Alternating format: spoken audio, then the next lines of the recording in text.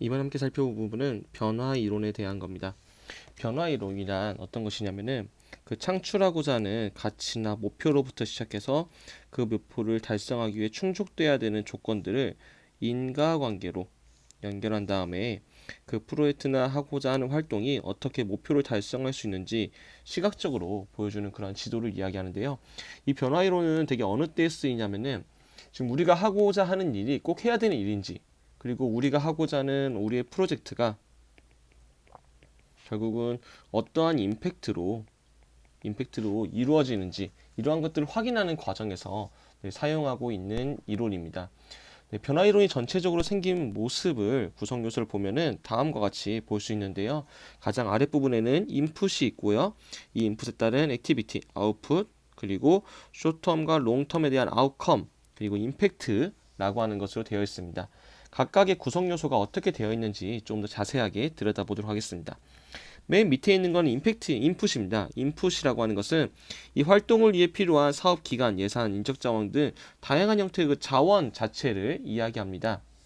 그래서 우리가 만약에 어떠한 그 물 부족 문제를 해결하고자 한다라고 하면은 우리가 여기에 투여하고자 하는 것이 무엇인지, 그리고 우리가 하고자 하는 문제 상황이 있다라고 하면 그 문제가 무엇인지를 정의하는 것이 인풋에 해당합니다. 네, 그리고 나면은 그 이외에 있는 것이 바로 그 액티비티인데요. 액티비티는 이 목표를 달성하기 위해 진행하는 전체적인 활동을 이야기합니다. 뭐 예를 들면은 어떠한 미팅을 해야 된다. 또는 뭐 어떠한 교육이 진행돼야 된다. 우리가 하고자 하는 것은 어떠한 워크숍이다. 일정한 이벤트다라고 하면은 그러한 일련의 활동들을 총괄하는 것이 바로 액티비티라고 볼 수 있고요. 그 다음에 나오는 것이 아웃풋입니다. 여기서 아웃풋은 이 활동을 통해, 이 액티비티를 통해 직접적으로 창출되는 재화나 서비스를 이야기합니다.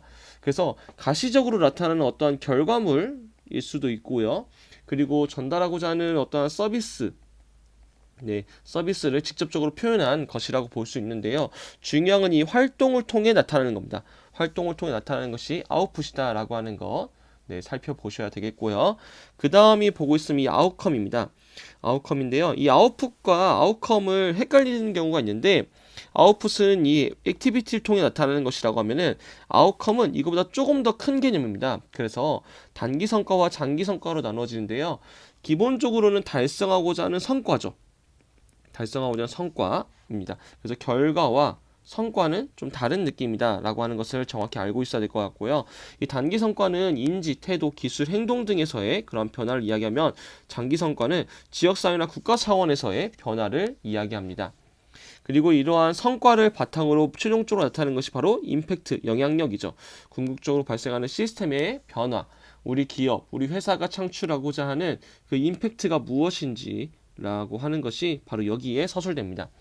이러한 변화 이론은 전체적으로 그 역진적 진행, 그리고 논리적 인과관계를 지니고 있는데요. 바로 이 부분에서 있어서 인과관계를 가지고 있습니다. 또한 각각의 요소들로 넘어가는 그 과정에서는 가정을 세우게 되었는데요. 이 가정을 통해서 논리적인 관계를 만들어야 되는 것이 그 변화 이론에서의 가장 핵심적인 부분이다라고 할 수 있습니다. 이 변화 이론 역진적 진행이라고 이야기하는데요. 역진적 진행이라고 하는 부분이 바로 이 부분에서 시작하기 때문입니다. 앞에서부터 이제 그 다음에 작성하는 방법을 알려줄 텐데, 변화 이론은 이 순서대로 작성하지 않습니다. 결과를 정해놓고 우리가 그 달성하고자 하는 결과를 어떻게 달성할 수 있는지를, 그 방법을 찾아가는 건데요. 이것은 우리가 보통적으로 작성하는 아래에서 위로 가는 일정의 선형적인 사고와 좀 반대되는 개념이라 볼 수 있습니다. 그래서 차곡차곡, 아래서부터 차곡차곡 하다 보면 결국은 우리가 달성하고자 하는 것이 무엇인지 놓치는 경우가 있어요. 중요한 거는 변화 이론이 이 역진적 진행을 통해 가지고 우리가 달성하고자 하는 핵심적인 목표가 무엇인지, 그리고 그것을 어떻게 달성할 수 있는지 하는 것을 구체적으로 살펴본다라고 하는 부분입니다. 이러한 변화 이론은 어떻게 작성되고 있는지 그 그리는 방법을 좀 더 구체적이고 자세하게 살펴보도록 하겠습니다. 변화 이론을 그리는 방법인데요. 가장 먼저는 이 인풋부터 살펴봅니다. 이 인풋이라고 하는 부분은 플러블럼으로 바꿔서 서술할 수도 있는데요. 구체적인 대상, 네, X라고 표현할게요. 구체적인 대상이 어떠한 상황, Y에서 겪고 있는 그 문제 상황에 대한 것을 이야기합니다. 그래서 예를 들면은 뭐 과도한 일회용품을 사용한다라고 하는 것이 아니라 뭐 대중이 외부에서 다용기를 사용할 때 겪는 불편함 때문에 뭐 일회용품이 증가한다. 이러한 구체적으로 굉장히 구체적인 상황을 서술하는 것이 바로 이 인풋의 단계입니다. 프로블럼을 쓴다라고도 볼 수 있습니다. 이 부분이 1번에 해당되고요. 이것을 작성하고 나면은 그 다음 작성하는 것이 바로 아웃컴입니다. 두 번째로 작성해야 되는 거예요. 그래서 우리가 하고자 하는 이 인풋 프로블럼을 해결하고 났을 때 어떠한 성과를 만들어내고 싶은지 그것을 단기 성과와 장기 성과로 나눠서 적는데요. 네, 단기 성과, 단기 목표는 장기 성과를 달성하기 위해 선행돼야 되는 조건이나 목표를 이야기합니다. 그래서 결국 이 액티비티와 아웃풋을 통해 가지고 창출할 수 있는 효용이 무엇인지에 대한 이야기인데요. 그 결국 변화시킨 내용, 기술, 지식, 태도, 행동 등의 변화를 내포한다라고 볼 수 있습니다. 그리고 나면은 이 장기 성과로 넘어가겠죠. 장기 성과는 문제 해결을 위해 우리가 달성하고자 하는 성과나 목표를 이야기하는데요. 보통의 장기적인 관점에서 2개 내외로 설정하는 것이 일반적입니다. 제도 변화나 국가 차원에서의 그런 변화를 이야기하고 있습니다. 그리고 나면은 세 번째로 작성하는 것이 바로 액티비티와 아웃풋에 대한 이야기입니다. 액티비티는 그 성과를 달성하기 위해 진행하고 있는 일련의 활동이라고 볼 수 있고요. 네, 아웃풋, 산출물이죠. 산출물은 이 활동을 통해서 측정 가능한 재화나 서비스로 이야기할 수 있습니다. 그래서 우리가 이 어떠한 문제 상황에서 이 행동을 하고 나면은 측정 가능한 재화나 서비스는 이러한 것이다 라고 하는 것을 알 수 있고요. 그리고 나면 마지막에 작성하는 것이 바로 임팩트입니다. 결국 궁극적으로 창출하고 기여하고자 하는 그 변화가 무엇인가에 대한 이야기인데요.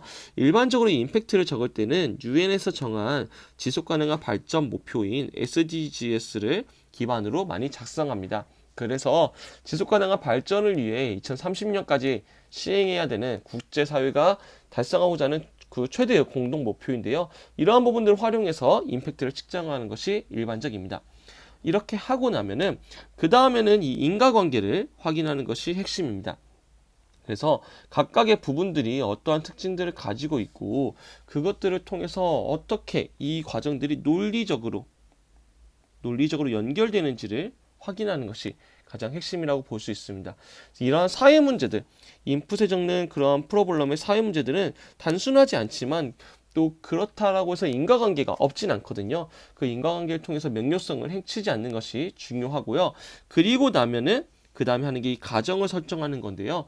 결국은 이 아웃풋, 이 여기까지 액티비티 다음에 아웃풋이 네, 아웃컴으로 네, 쇼텀, 롱텀 아웃컴 그리고 이 임팩트로 가는 그 과정에서 이 가정을 설정하고 이 과정에서 논리적인 비약이 존재하지 않도록 하는 것을 확인하는 게 가장 핵심적입니다.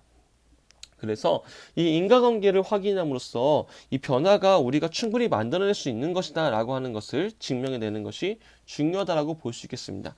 이러한 변화 이론을 좀 정리하자면은 이 변화 이론은 결국은 마일스톤입니다. 일종의 그 마일스톤으로서 우리가 달성하고자 하는 부분이 무엇인지를 나타낸다라고 볼 수 있고요. 이러한 변화 이론은 로직을 가지고 있기 때문에 결국 내부와 외부에서 사용할 수 있는 그 커뮤니케이션의 기능을 가지고 있습니다. 그리고 그 과정에서 우리는 이 인풋과 아웃풋을 통해 가지고는 이것이 얼마만큼 효율적인지를 확인하고 이 액티비티와 아웃컴을 통해서는 이것이 얼마나 효과적인지를 확인합니다. 그리고 이것들을 통해 결국 우리가 나타내고자 하는 영향력이 무엇인지를 한눈에 드러날 수 있는데요. 이러한 변화 이론은 끊임없이 우리가 지속적으로 확인해야 될 필요가 있습니다. 굉장히 다양하게 활용이 됨과 동시에 지속적인 업데이트가 굉장히 중요한데요. 그 업데이트를 할 때는 조직의 구성원들과 함께 작성함으로써 이 부분이 굉장히 논리적이고 필요하다라고 하는 것들, 그러한 것들을 통해서 우리가 달성하고자 하는 마일스톤이 여전히 존재한다라고 하는 것을 확인할 수 있는 그러한 지도가 바로 변화 이론이라고 볼 수 있겠습니다. 고생하셨습니다.